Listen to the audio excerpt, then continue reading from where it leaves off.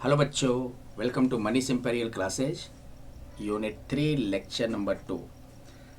तो बच्चों, आज हम लोग सीखेंगे आइडेंटिफाई करने के लिए कि कौन कैपिटल एक्सपेंडिचर है, कौन रेवेन्यू एक्सपेंडिचर है।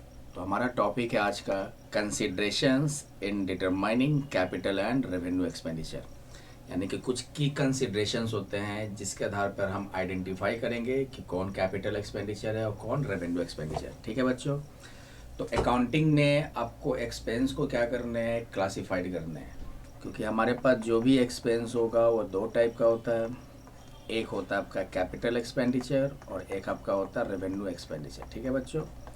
तो अकाउंटिंग का मेन काम यही होता है कि एक्सपेंसेस को क्लासिफाइड करें। अगर हम एक्सपेंसेस को सही ढंग से क्लासिफाइड नहीं करते हैं या एक्सपेंसेस को अगर कैपिटल एक्सपेंडिचर रेवेन्यू एक्सपेंडिचर की हम अच्छे से पहचान नहीं करते हैं और फाइनेंशियल स्टेटमेंट बना लेंगे तो जो इन्फॉर्मेशन होगा वो सही नहीं होता है बच्चों। वो अगर यूजर्स के पास वो इन्फॉर्मेशन पहुंच गया तो यूजर्स उस गलत इन्फॉर्मेशन के आधार पे गलत डिसीजन ले सकते हैं, तो ये सही चीज़ नहीं है।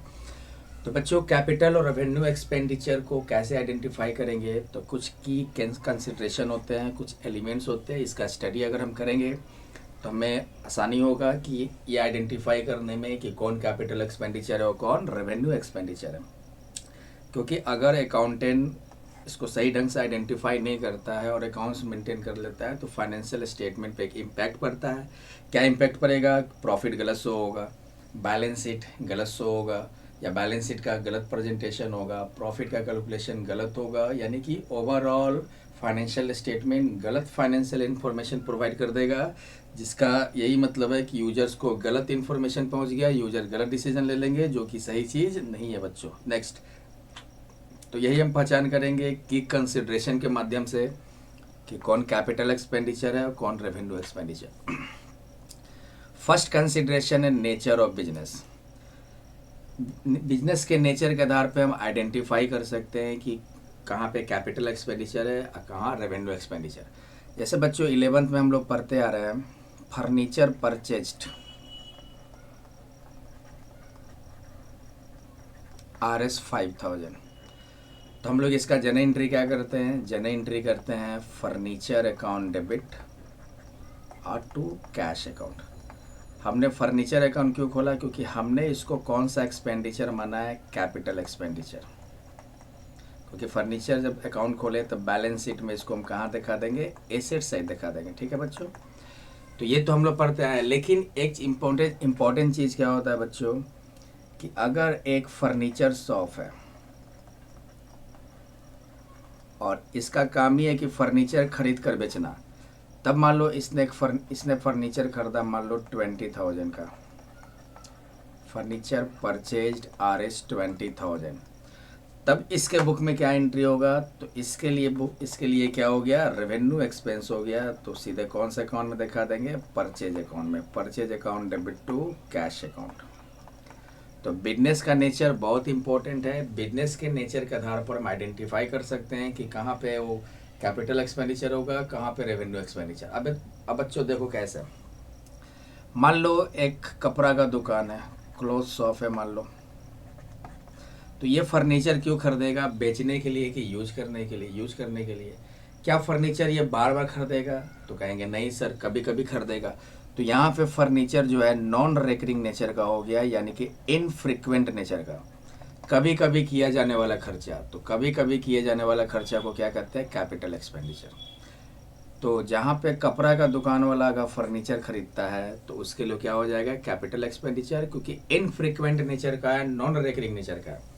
लेकिन फर्नीचर का जो दुकान है, ये फर्नीचर खरीद कर बेचना ही इसका काम है। तब ये फर्नीचर जो खरीद रहा है ये क्या होगा? कौन सा नेचर का हो गया? रेकरिंग नेचर का हो गया बच्चों। मतलब कि ये बार बार खरीदेगा, बार बार इसको खरीद कर बेचेगा।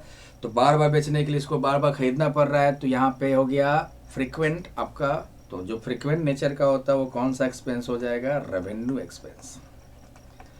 तो समझे ना, नेचर ऑफ बिजनेस एक इम्पॉर्टेंट की कंसिडरेशन है जिसके आधार पे हम आइडेंटिफाई कर पाते हैं कि कौन रेवेन्यू एक्सपेंडिचर है, कौन कैपिटल एक्सपेंडिचर। जैसे एक एग्जांपल ले लो, मान लो एक बिजनेसमैन है,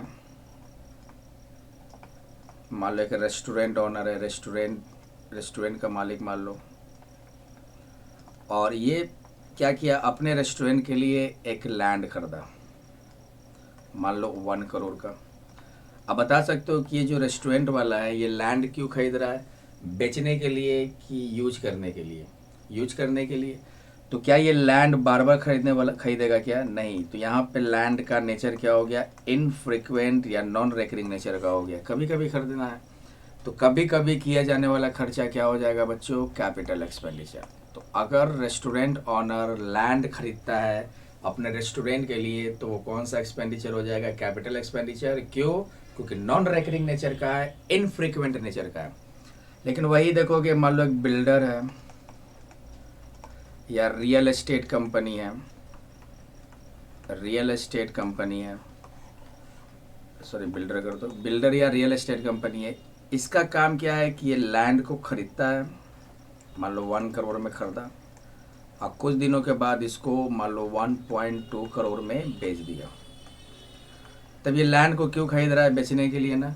तो ये तो बार बार करता होगा, इसका काम ही वही है कि लैंड को खरीदता होगा, थोड़ा सा महंगा करके इसको बेच देता होगा। तो यहाँ पे ये काम बार बार होगा, मतलब फ्रीक्वेंट नेचर का होगा। तो जो रियल एस्टेट कंपनी है वो जो लैंड खरीद रहा है उसके लिए क्या हो गया, रेवेन्यू एक्सपेंडिचर हो गया। और जो रेस्टोरेंट ऑनर है वो लैंड खरीद रहा है उसके लिए क्या हो गया, कैपिटल एक्सपेंडिचर हो गया। तो ऐसा मत समझना कि जब परचेज लैंड लिखा हो मान लो 1 करोड़, तो इसका मतलब हमेशा ज़रूरी नहीं है कि land account debit to cash account use करेंगे। ये एंट्री कब होगा, जब रेस्टोरेंट के बुक में एंट्री कर रहे हो। लेकिन वही रियल एस्टेट कंपनी के बुक में क्या होगा, तो इसके लिए एक गुड्स हो गया, क्योंकि लैंड खरीद कर बेचता है, तब क्या हो जाएगा उसके लिए, purchase account debit to cash account, मान लो 1 करोड़। समझ में आई बात कि बिजनेस के नेचर के अकॉर्डिंग वही एसेट्स, वही कैपिटल एक्सपेंडिचर क्या बन जा रहा है, रेवेन्यू एक्सपेंडिचर बन जा रहा है। तो इस बात को ध्यान में रखकर हम कैपिटल और रेवेन्यू एक्सपेंडिचर को आइडेंटिफाई करते हैं। अगर कपड़ा के दुकान वाला है वो फर्नीचर खरीद रहा है तो उसके लिए कौन सा एक्सपेंडिचर होगा, कैपिटल एक्सपेंडिचर, क्योंकि वो इनफ्रीक्वेंट नेचर का है, कभी कभी किया जाने वाला खर्चा है। लेकिन वही फर्नीचर का दुकान वही फर्नीचर खरीद रहा है, क्यों? क्योंकि इसका इंटेंशन बेचना है और ये काम ये बार बार करेगा, तो यहाँ इसके लिए बार बार किया जाने वाला खर्च हो गया। तो कौन सा एक्सपेंस हो गया बच्चों, रेवेन्यू एक्सपेंस। सेम चीज़ अगर रेस्टोरेंट लैंड खरीदता है तो ये इसके लिए क्या हो गया, इनफ्रीक्वेंट नेचर का हो गया, मतलब कैपिटल एक्सपेंडिचर। और रियल एस्टेट कंपनी जिसका काम ही है लैंड को खरीद कर बेचना, तब उसके लिए वो क्या हो जाएगा, रेवेन्यू एक्सपेंडिचर होगा, क्योंकि यहाँ पे कौन सा नेचर का हो गया, फ्रीक्वेंट नेचर का। तो क्लियर हो गया नेचर ऑफ बिजनेस बच्चों। सेकेंड देखो, रेकरिंग नेचर और नॉन रेकरिंग तो बता ही दिए। रेवेन्यू एक्सपेंडिचर रेकरिंग नेचर का होता है, फ्रीक्वेंट नेचर का होता है। रेवेन्यू एक्सपेंडिचर क्या होगा, रेकरिंग नेचर का होगा, मतलब बार बार किया जाने वाला खर्चा। जैसे कि आप ले लो सैलरी, रेंट, वेजेज। अगर फर्नीचर दुकानदार है तो उसके लिए फर्नीचर परचेज हो गया। रियल एस्टेट कंपनी अगर चलाने वाला है तो उसके लिए वो बिल जो लैंड खरीद रहा है वो उसका क्या हो गया, रेवेन्यू एक्सपेंडिचर।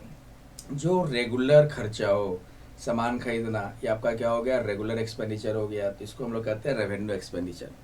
और रेवेन्यू एक्सपेंडिचर को इनकम एंड स्टेटमेंट में दिखाते हैं। जैसे सैलरी को हम प्रॉफिट एंड लॉस के कहाँ दिखा देंगे, डेबिट साइड। और एक होता है बच्चों कैपिटल एक्सपेंडिचर। कैपिटल एक्सपेंडिचर कौन सा नेचर का होगा, इनफ्रीक्वेंट या नॉन रेकरिंग नेचर का, कभी कभी किया जाने वाला खर्चा। इसको बैलेंस शीट में कहाँ दिखा देते हैं, एसेट साइड। एक चीज़ ध्यान देना बच्चों, यहाँ जैसे हम लोग सैलरी पेड करते हैं तो जन एंट्री क्या होता है, salary account debit to cash account, ठीक है। मान लो 10,000।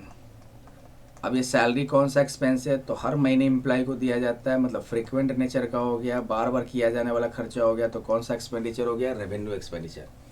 अब इसका बेनिफिट क्या होता है, 1 साल तक का ही मिलता है, यानी कि ईयर के एंड में इसको राइट अप करना पड़ता है। क्या करना पड़ता है बच्चों, राइट ऑफ करना पड़ता है। तो राइट ऑफ कहाँ करते हैं, तो सैलरी याद होगा, प्रॉफिट एंड लॉस के डेबिट में ट्रांसफ़र कर देता है। तो क्या एंट्री कर देंगे, profit and loss account debit, और सैलरी यहाँ डेबिट से ट्रांसफ़र करके कहाँ दिखा दो, क्रेडिट 10,000। इसका मतलब जब सैलरी का लेजर बनाओगे तो डेबिट में 10,000 और सैलरी क्रेडिट में 10,000, ये क्लियर हो गया, कोई बैलेंस नहीं बचेगा। अगर हम बनाते हैं सैलरी का लेजर, तो सैलरी डेबिट में यहाँ पे 2 कैश दे दिए, 10,000 दे दो। इधर सैलरी क्रेडिट में बाय प्रॉफिट एंड लॉस 10,000, दोनों साइड बराबर आ गए ना, क्लोज हो जाएंगे, कोई बैलेंस नहीं बचेगा। मीन्स कि सैलरी आपका क्या है, रेवेन्यू एक्सपेंस है, इसको ईयर के एंड में प्रॉफिट एंड लॉस में ट्रांसफ़र करके राइट ऑफ कर दिया जाता है, ठीक है। उसी तरह मान लो एक फर्नीचर खरीदे, तो फर्नीचर खरीदे तो इसका एंट्री किया फर्नीचर टू कैश। तो फर्नीचर आपका कौन सा एक्सपेंडिचर हो गया, कैपिटल एक्सपेंडिचर। लेकिन ये आपका इसका बेनिफिट जो है 1 साल से अगले साल भी जाएगा। इसका बेनिफिट 1 साल से अधिक का होता है, ठीक है, आने वाले कई सालों तक ये बेनिफिट देगा।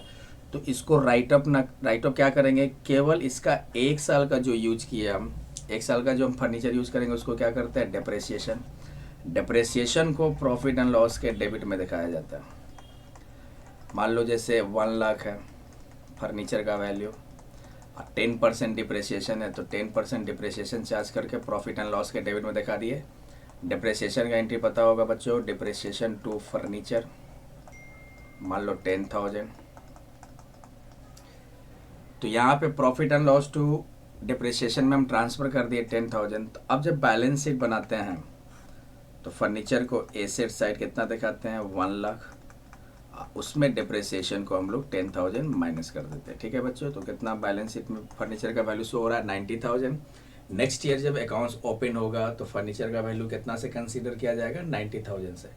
तो ओवरऑल क्या है बच्चों कि आपका ओवरऑल है कि रेवेन्यू एक्सपेंडिचर रेकरिंग नेचर का होता है, फ्रीक्वेंट नेचर का होता है, और इसको इनकम स्टेटमेंट में दिखाते हैं। Capital expenditure non recurring nature का होता है, इनफ्रीक्वेंट नेचर का होता है, कभी कभी होने वाला खर्चा है, तो इसको हम बैलेंस शीट में एसेट साइड दिखाते हैं। नेक्स्ट की एलिमेंट है यह आइडेंटिफाई करने के लिए कि कौन रेवेन्यू एक्सपेंडिचर है और कौन आपका कैपिटल एक्सपेंडिचर है। तो वो हो गया पर्पस के आधार पर, ठीक है। जैसे कि एग्जांपल ले लो, पर्पस के आधार पर क्या है, जैसे हम एक मशीन खरीदे 1 लाख का, और 6 महीने के बाद उसका वो थोड़ा डैमेज हो गया, तो उसको रिपेयर कराने पे हमने 1,000 रुपये का खर्चा किया। ध्यान से सुने बच्चों, हमने मशीन खरीदा 1 लाख रुपये का, और 6 महीने के बाद वो डैमेज हो गया, तो हम उसके रिपेयर पे खर्च किए मान लो 1,000 रुपया। तो क्या एंट्री कर दिया, रिपेयर टू कैश।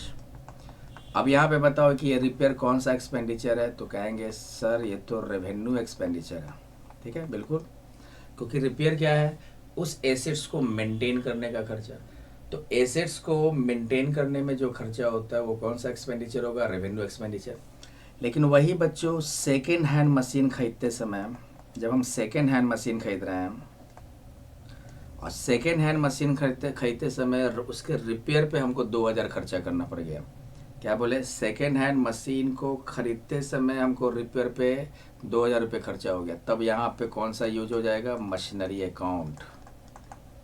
मतलब कि ये कौन सा एक्सपेंडिचर हो गया, कैपिटल एक्सपेंडिचर हो गया। तो यही है एक्सपेंसेस का क्या पर्पस है। अगर एक्सपेंस को एसेट्स के मेंटेन करने में खर्च कर रहे हो तो रेवेन्यू एक्सपेंडिचर, और वही रेवेन्यू एक्सपेंस अगर मान लो क्या हो, जैसे रिपेयर ले लो, रिपेयर यहाँ पे जो खर्चा हो रहा है, क्यों खर्चा हो रहा है, एसेट्स को मेंटेन करने में, तब यहाँ पे रिपेयर कौन सा एक्सपेंडिचर हो गया, रेवेन्यू एक्सपेंडिचर। लेकिन यहाँ पर भी तो रिपेयर पे खर्चा हो रहा है ना, सेकेंड हैंड मशीन खरीदे उस समय उसको रिपेयर करने में 2,000 खर्चा हुआ। लेकिन यहाँ पे हम लोग रिपेयर अकाउंट ना खोल के कौन सा अकाउंट यूज़ किए, मशीनरी। क्यों, क्योंकि कैपिटल एक्सपेंडिचर है। क्यों, क्योंकि यहाँ पे देखोगे कि रिपेयर पे खर्च हो रहा है एसेट्स को मेंटेन करने में, और यहाँ पे रिपेयर खर्च कब हो रहा है, जब हम एसेट्स एक्वायर कर रहे हैं। तो एसेट्स को एक्वायर करने में वही आपका जो रिपेयर क्या हो गया, कैपिटल एक्सपेंडिचर हो गया। तो बस यही सब चीज़ों को ध्यान में देना है। एक और एग्जांपल समझो, वेजेज पेड RS 2,000, इसका एंट्री क्या होता है बच्चों, wages account debit to cash. तो यहाँ पे बच्चों बता सकते हो वेजेज कौन सा एक्सपेंस हो गया, रेवेन्यू एक्सपेंस। क्यों रेवेन्यू एक्सपेंस हो गया, इसलिए रेवेन्यू एक्सपेंस हुआ क्योंकि ये वेजेज जो है डे टू डे का खर्चा है। बिजनेस को ऑपरेट करने के लिए वर्कर को हम क्या कर रहे हैं, मजदूरी दे रहे हैं। तो ये आपका डे टू डे या बार बार होने वाला खर्चा है, तो ये आपका क्या होगा, रेवेन्यू एक्सपेंडिचर, क्योंकि वर्कर काम करेगा उसको हमेशा मजदूरी देना पड़ेगा। डे टू डे रेवेन्यू से रिलेटेड आपका खर्चा ही है। लेकिन यही अगर ऐसे रहे, wages paid for installation of machinery,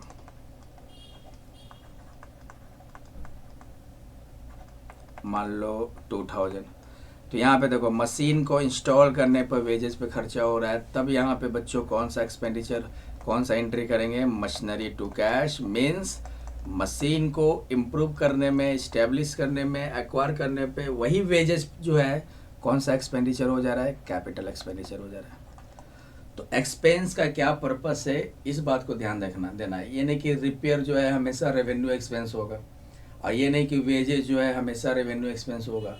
wages जो खर्च हो रहा है उसका पर्पस देख लो। अगर डे टू डे ऑपरेशन में हो रहा है, प्रोडक्शन प्रोसेस में हो रहा है, तो वेजेज आपका रेवेन्यू एक्सपेंस है। लेकिन एसेट्स को एक्वायर करने के टाइम, एसेट्स को इंस्टॉल करने के टाइम जो वेजेस पे खर्चा हो रहा है, तो वो कौन सा एक्सपेंडिचर हो जाएगा, कैपिटल एक्सपेंडिचर। उसी तरह रिपेयर में, रिपेयर क्या बोले बच्चों कि मशीन आपका डैमेज हो गया, आपका पुराना मशीन है वो डैमेज हो गया, उसके रिपेयर पे जो खर्चा कर रहे हैं तो ये रेवेन्यू एक्सपेंस, क्योंकि यहाँ पे मशीन को मेंटेन करने का खर्चा है। लेकिन वही बच्चों जब सेकेंड हैंड मशीन खरीद रहे हैं तो उस समय रिपेयर पे खर्चा हो रहा है, तो कौन सा एक्सपेंस हो जाएगा, वही रिपेयर आपका कैपिटल एक्सपेंडिचर हो जाएगा। तो यही है बच्चों पर्पस ऑफ एक्सपेंस। तो 3 आपका मेन कंसिडरेशन है जिसके आधार पे हम आइडेंटिफाई कर पाते हैं, अलग अलग कर पाते हैं कि कौन रेवेन्यू एक्सपेंडिचर है, कौन कैपिटल एक्सपेंडिचर। एक बिजनेस नेचर के आधार पर, रेकरिंग नेचर के आधार पर, एक पर्पस ऑफ एक्सपेंस के आधार पर। एक है बच्चों इफेक्ट ऑन रेवेन्यू जनरेशन। जो एक्सपेंस डायरेक्टली रेवेन्यू जनरेशन के लिए कंट्रीब्यूट करता है, यानी कि सेल्फ से रिलेटेड जो भी खर्चा होगा। जैसे हम बिजनेस चला रहे हैं, तो बिजनेस मतलब हम कपड़ा का बिजनेस कर रहे हैं, तो कपड़ा को बेचने में जो भी हमारा खर्चा होता है वो कौन सा खर्चा हो गया, रेवेन्यू एक्सपेंस हो गया बच्चों, जिसका बेनिफिट केवल 1 साल तक का होगा। लेकिन जिसका बेनिफिट 1 साल से अधिक का होता है वो कौन सा एक्सपेंडिचर हो जाएगा, कैपिटल एक्सपेंडिचर हो जाएगा। उसी तरह मैटेरियलिटी ऑफ द अमाउंट, जैसे मालूम एसी खरीदे 50,000 रुपये का, तो ये अमाउंट देखो बड़ा है ना, तो इसके लिए कौन सा अकाउंट खोलते हैं बच्चों, एसी अकाउंट या इक्विपमेंट अकाउंट टू कैश। मान लो 50,000, तो एसी पे जो खर्च किए तो बड़ा अमाउंट लग रहा है, तो कौन सा एक्सपेंडिचर हो गया, कैपिटल एक्सपेंडिचर। तो कैपिटल एक्सपेंडिचर का जनरली अमाउंट क्या होता है, मटेरियल अमाउंट होता है, बड़ा अमाउंट होता है। लेकिन रेवेन्यू एक्सपेंडिचर, अब यही एसी का हम सर्विसिंग करवाएंगे तो मैकेनिक 500 रुपये लेगा, 1000 रुपये लेगा, तो 500 रुपये 1000 रुपये का जो खर्चा हो गया कौन सा एक्सपेंडिचर हो गया, रेवेन्यू एक्सपेंडिचर हो गया बच्चों। तो इस तरह से कुछ की कंसिडरेशन है जिसके आधार पे हम आइडेंटिफाई कर पाते हैं कि कौन रेवेन्यू एक्सपेंडिचर है और कौन कैपिटल एक्सपेंडिचर। ओके बच्चों, चलो कुछ क्वेश्चन करते हैं। Which of the following is an example of capital expenditure. Capital expenditure मतलब जो नॉन रेकरिंग नेचर का हो या इनफ्रीक्वेंट नेचर का हो, कभी कभी होने वाला खर्चा। तो देख लो, payment of salaries to employ, ये तो हर महीने का खर्चा है, तो आपका कौन सा एक्सपेंडिचर हो जाएगा, revenue expenditure. Routine repair and maintenance, ये भी आपका रूटीन रिपेयर एंड मेंटेनेंस क्या होता है कि आपके पास एसेट है, फिक्स एसेट्स है, उसको मेंटेन करने में जो खर्चा हो रहा है, उसको रिपेयर करने में खर्चा हो रहा है, तो डे टू डे ये भी आपका क्या हो गया, बार बार होने वाला खर्चा, रेवेन्यू एक्सपेंडिचर। यूटिलिटी बिल तो आपको महीने महीने देना है, यूटिलिटी बिल में क्या आ जाएगा, electricity bill, water bill, phone bill, तो ये भी आपका हो गया रेवेन्यू एक्सपेंडिचर। लेकिन परचेज ऑफ न्यू मशीनरी, एक नया मशीन खरीदे तो ये क्या है, कभी कभी होने वाला खर्चा है, इनफ्रीक्वेंट नेचर का, मतलब ये बच्चों कैपिटल एक्सपेंडिचर हो गया। तो आंसर हो जाएगा B, purchase of new machinery is our capital expenditure. Next, what is considered a revenue receipt. Revenue receipt का मतलब जो फ्रीक्वेंट नेचर का हो, बार बार जो हम रिसीव करते हैं उसको क्या कहते हैं, रेवेन्यू रिसिप्ट। जैसे फर्स्ट है सेल ऑफ फिक्स एसेट्स, एक बिजनेस चला रहे हैं तो फिक्स एसेट्स तो बार बार बेचा नहीं जाता, फिक्स एसेट्स कभी कभी बेचे जाते हैं बिजनेस में, फिक्स तो फिक्स एसेट्स को जो सेल करते हैं, जो रिसिप्ट हुआ वो क्या हो गया, फ्रीक्वेंट है कि इनफ्रीक्वेंट, इनफ्रीक्वेंट नेचर का है, मतलब एक कैपिटल रिसिप्ट हो गया। Loan obtained from bank, bank से लोन लिए, ये भी तो इनफ्रीक्वेंट नेचर का है, कभी कभी होने वाला रिसिप्ट है, कैपिटल रिसिप्ट। लेकिन डिविडेंड इन्वेस्टमेंट से जो हम रिसीव कर रहे हैं ये तो हमारा रेगुलर है, हर साल हम डिविडेंड रिसीव करेंगे अगर हमने शेयर खरीद कर इन्वेस्ट किया है तो डिविडेंड रिसीव आपका क्या हो गया, ये फ्रीक्वेंट नेचर का है, मतलब रेवेन्यू रिसीव हो गया। तो आंसर हो गया बच्चों सी, डिविडेंड रिसीव फ्रॉम इन्वेस्टमेंट। ठीक है। और यहाँ पे एक चीज देखना, जो कैपिटल रिसिप्ट है, जो कैपिटल रिसिप्ट्स है इसको बैलेंस शीट में कहाँ दिखाते हैं, लायबिलिटी साइड, और रेवेन्यू रिसिप्ट को कहाँ दिखाते हैं, इनकम स्टेटमेंट में क्रेडिट साइड। अगर मान लो हम प्रॉफिट एंड लॉस अकाउंट बना है, ट्रेडिंग पीएल, और जैसे डिविडेंड रिसीव्ड है तो इसको प्रॉफिट एंड लॉस में कहाँ दिखा देंगे, क्रेडिट साइड दिखा देंगे बच्चों। और सेल ऑफ, जैसे कि लोन, लोन कहाँ दिखाओगे, liability side. Sale of fix assets को लायबिलिटी साइड में दिखाया जाता है बच्चों। सेल ऑफ फिक्स एसेट्स का क्या ट्रीटमेंट करते हैं, जैसे बैलेंस शीट हुआ तो मान लो पहले से फिक्स एसेट्स है 1 लाख का, उसमें से मान लो 10,000 बुक वैल्यू का फिक्स एसेट्स बेच रहे हैं, तो यहाँ पे बैलेंस शीट में माइनस हो जाएगा, सेल ऑफ फिक्स एसेट्स 10,000, तो कितना आ जाएगा आपका, 90,000 हो जाएगा। तो सेल ऑफ फिक्स एसेट्स को फिक्स एसेट्स में माइनस करके दिखाया जाता है बुक वैल्यू पे एसेट साइड।